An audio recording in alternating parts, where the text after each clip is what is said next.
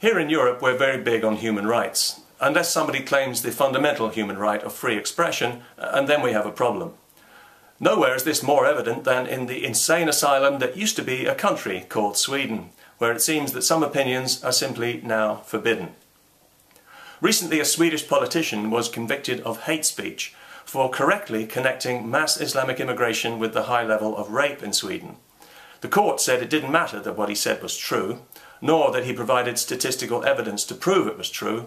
It was enough that it caused potential offence to Muslim immigrants, which is a crime in Sweden, as it is in several European countries whose politicians despise their own people. Swedish politicians are especially afraid of opinions that rock the boat because they've allowed their boat to become so unstable. So it was no surprise when we also heard that they've enacted a new law that will make it easier to criminalise people who express unwelcome opinions about immigration or the politicians who enable it, especially on the internet. They are keen to crack down on the internet because they know it can give people access to information that they and their bought and paid for media would rather conceal. The problem they don't want anyone discussing is not immigration, but mass Islamic immigration. Mass Islamic immigration has turned Sweden from one of the world's safest countries for women into the rape capital of Europe, and is forcing Jews who have lived there for generations to pack up and leave because they no longer feel safe from attack by Muslim immigrants, who are not only a massive drain on the welfare system, but have turned their ghettos into violent no-go areas for the police and emergency services. Everybody in Sweden knows this is happening, but they pretend it isn't because they're so terrified of being called Islamophobes and racists, and with good reason. We've seen what happens to people in Sweden who won't embrace the official multiculti lie. They can expect to have their identities hacked and to be publicly fingered for reprisals, which could mean being socially ostracised, losing their job, or being physically attacked by far-left thugs who feel entitled not only to smash the opinions of those they disagree with, but to smash their skulls for holding those opinions, all in the name of tolerance, of course, and with the tacit approval of politicians and media who despise their own people and culture for being Swedish. It's the ultimate crime. Of all the self-hating countries in Europe, Sweden has taken political correctness to a level of sheer lunacy that even the Dutch would find hard to match.